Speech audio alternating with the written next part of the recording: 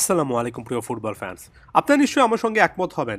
আপনি যদি এই মুহূর্তে ফুটবলের সিজনটা অ্যানালাইসিস করি এবং প্লেয়ার অ্যানালাইসিসে এই মুহূর্তে মোহাম্মদ সালাই সবার থেকে এগিয়ে আছেন, এই জিনিসটা বের হয়ে আসবে, কিংবা অন্তত অন্যতম একজন দাবিদার ব্যালন ডিওর, ফিফা বেস্ট এই টাইপের অ্যাওয়ার্ডের ক্ষেত্রে এই মুহূর্তে ইউরোপিয়ান ফুটবলে যদি আপনি ফোকাস করেন, তাহলে একেবারে তর্কাতীতভাবে বলা যায় যে মোহাম্মদ সালাই নাম্বার 1 পজিশনে আছেন। যদিও অনেকেই অন্য কাউকে রাখতে পারেন, তবে মোটা দাগে মোহাম্মদ সালাই যে অসাধারণ পারফর্ম করছেন সেটা নিয়ে বিন্দুমাত্র কোনো সন্দেহ থাকার কথা নয়।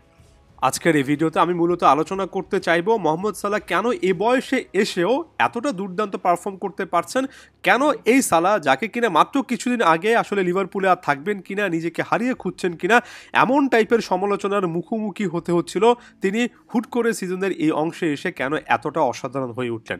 প্রথমত 32 বছর বয়সী মোহাম্মদ সালাহ সম্পর্কে যখন আলোচনা করতে আসি তখন অনেক কথাবার্তা বলা যায়, তবে আমার কাছে মনে হয় অনেক স্কিল, অনেক টাইপের অ্যাডাপ্টেশন, এগুলোকে একপাশে সরিয়ে রেখে যে জিনিসটা আমার কাছে এই মুহূর্তে অনেক বেশি করে চোখে পড়েছে সেটা হচ্ছে এই সিজনে মোহাম্মদ সালাহর ওভারঅল ফিটনেস এবং তিনি ফিজিক্যালি নিজেকে শীর্ষ পর্যায়ে রাখতে আসলে কি পরিমাণ কাজ করেছেন। অতি সম্প্রতি বর্তমান লিভারপুলের কোচ আর্নে স্লটও এই জিনিসটা বলেছেন যে লিভারপুলে যদি কোনো একজন ইয়াংস্টার ফুটবলার এসে খেলা শুরু করতে চান তাহলে তাকে সালার দিকে তাকাতে হবে এবং এ লেভেলের ফিটনেস, এ লেভেলের ক্ষুধাটা আসলে থাকতে হবে। 32 বছর বয়সী একজন ফুটবলার কোচের কাছে যে কোনো ইয়াংস্টারের জন্য বা নতুন আসা কোনো প্লেয়ারের জন্য একেবারে ফিজিক্যালিও রেফারেন্স পয়েন্ট হচ্ছেন। এই জিনিসটাই আসলেই নির্দেশ করে মোহাম্মদ সালাহ এই সিজনে ফিজিক্যালি নিজেকে কতটা ফিট রেখেছেন।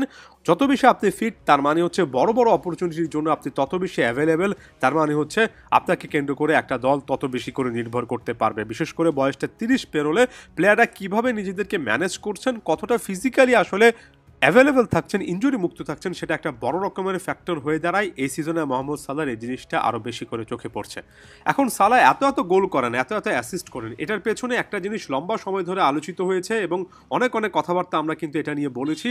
আরও একবার বলতে হবে, সেটা হচ্ছে ওভারঅল সালার যে একটা অ্যাকুরেসি রয়েছে, তিনি যে একজন ক্লিনিক্যাল কনভার্টার, অর্থাৎ যতগুলো সুযোগ তিনি পান তার অধিকাংশ সুযোগই তিনি আসলে কাজে লাগাতে পারেন। তাই এমন অনেক ম্যাচ দেখবেন যেখানে মোহাম্মদ সালাহকে কিছুটা হলো আপনার খুঁজে পাওয়া যাচ্ছে না এমন মনে হবে, তবে একটা দুটো অপরচুনিটি পেলে সেখান থেকে তিনি ইম্পসিবল গোলগুলোকে খুবই সুন্দরভাবে, খুবই সহজভাবে উপস্থাপন করবেন। এটা সালাহর একটা স্পেশালিটি। এই মুহূর্তে ইপিএল এর সাইড থেকে আমি একটা স্ট্যাটস আপনাদেরকে দেখাচ্ছি। এখানে নিশ্চয়ই আপনারা দেখতে পাচ্ছেন এই সিজনে প্রত্যেকটা ম্যাচে অপোজিট বক্সে 9.87 হারে তার টাচ হয়েছে। তবে সবচেয়ে ইম্পর্টেন্ট ফ্যাক্টর হচ্ছে দুটো কনভার্সন রেট ওভারঅল 23.33% এবং বিগ চান্স কনভার্সন রেট 54.55%, অর্থাৎ দুটোরও কম যদি তিনি সুযোগ পান সেক্ষেত্রে একটা সেখানে গোল চলে আসে। আমি বিগ চান্সের কথা বলছি এবং overall big chance, half chance মিলিয়ে প্রতি 4টা সুযোগের একটাকে তিনি গোলে কনভার্ট করেন। এটা কিন্তু খুবই হাই একটা স্ট্যাটস। এখানে কনভার্সন রেটটা ওভারঅল 20%-এর উপরে যাওয়া, বিগ চান্স কনভার্সনটা সব মিলিয়ে 40%-এর উপরে যাওয়া সত্যিকার অর্থে বড় একটা নাম্বার। এটা প্রমাণ করে যে মোহাম্মদ সালাহ এমন অপরচুনিটিগুলোকে গোলে রূপান্তর করেন যেটা অন্য প্লেয়ারের ক্ষেত্রে হয়তোবা খুব বড় রকমের সুযোগ মনে না হতে পারে।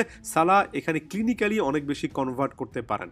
ফিজিক্যাল যে একটা ফিটনেস এবং নো ফ্যাটিক জোন আছে, এটার পাশাপাশি আপনি মোহাম্মদ সালাহর একেবারে চিরায়ত স্কিলগুলো যদি দেখেন সালাহ বল পায় খুবই স্কিলফুল একজন ফুটবলারের পাশাপাশি এমন একজন ফুটবলার বছরের পর বছর থেকেছেন যার কিনা একটা টপ স্পিড আছে। তিনি যে কোনো মুহূর্তে গতি বাড়িয়ে ফেলতে পারেন, অনেক লম্বা বা অনেক শর্ট টাইমের মধ্যে স্প্রিন্ট শুরু করতে পারেন। বয়স বাড়ার সাথে সাথে এটা কমবে, এটা স্বাভাবিক। আপনি যদি আরও 4-5-6 বছর আগে সালাহর সাথে কম্পেয়ার করেন তাহলে অবশ্যই এখানে কিছুটা হলো ড্রপ আপনি দেখতে পারবেন ওভারঅল স্পিডে। তবে সালাহ এখনও যে জিনিসটা অসাধারণ করছেন সেটা হচ্ছে টপ স্পিড, যে মুভমেন্টে আসলে তিনি এক্সেলারেট করেন, হুট করে গতি বাড়িয়ে ফেলেন, সেটা এখনও কনসিস্টেন্ট আছে। এটা আপনি এই চারটা দেখলে বুঝতে পারবেন Salah top speed in last 5 season.